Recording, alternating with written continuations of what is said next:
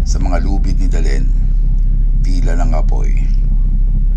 Makulimlim ang maliit na sityo ng San Ramon kapag sumapit na ang 3:00 ng hapon.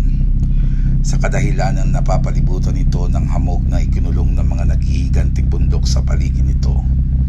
Ang araw ay sumisikat sa napakaikling oras at ang gabi ang isyang naghahari sa kalangitan.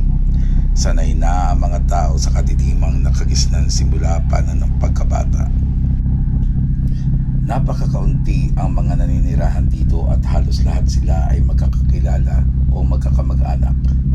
Tahimik at malayo sa impluwensya ng lungsod ang sityo kung kaya't marahil ang tradisyon sa kanila ay napag-iwanan ng panahon. Sa sentro ng sityo ay nakatirig ang 40 taong gulang na kapelya na itinayo pa ng mga Kastila. Simbolo ng kaligtasan ayon sa mga taga roon. Dominanteng nakatira dito ay ang mga debotong Katoliko kung kaya't ang ibang kaanib na sekta ng Kristyanismo ay halos ituring nilang dayo o iba sa kanila. Isa sa mga nakaranas ng diskriminasyon ay ang pamilya ni Dalen.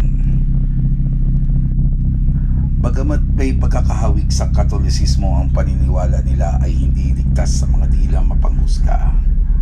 Si Dalen, isang 18 anyos na dalaga na kinalolokohan ng mga kalalakihan sa sityo.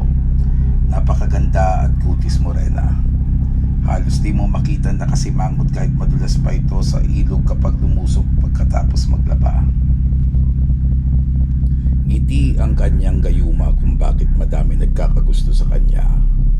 Ngunit madami rin ang naiinggit sa kanyang kagandahan, lalo na ang mga relihosong matatanda. Sasabihin nilang tentasyon si Dalen dahil sa maikling damit ang kanyang mga sinusuot.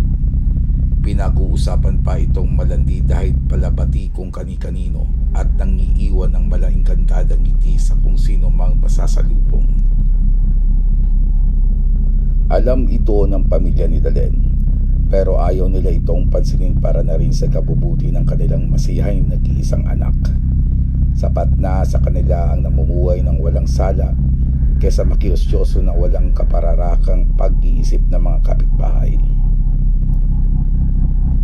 Isang gabi, nagulantang ang lahat ng mabalita nila na ang pare na nagbimisa sa kanila tuwing linggo ay napaslang habang papunta sa sityo. Nagpulong-pulong ang mga tao at napagdesisyonan na gumawa ng isang maliit na bahay para maging permanenteng tuluyan sa kung sino man na ipapalit sa sumakabilang buhay na pari.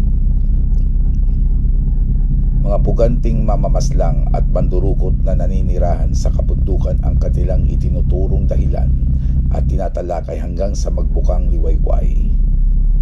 Muling nagpahuling mungkahi ang iilan na dapat kumbinsihin ang nakatataas sa simbahang Katoliko na magkaroon ng sarilang pari sa naturang lugar para maiwasan ang mga gitong pangyayari.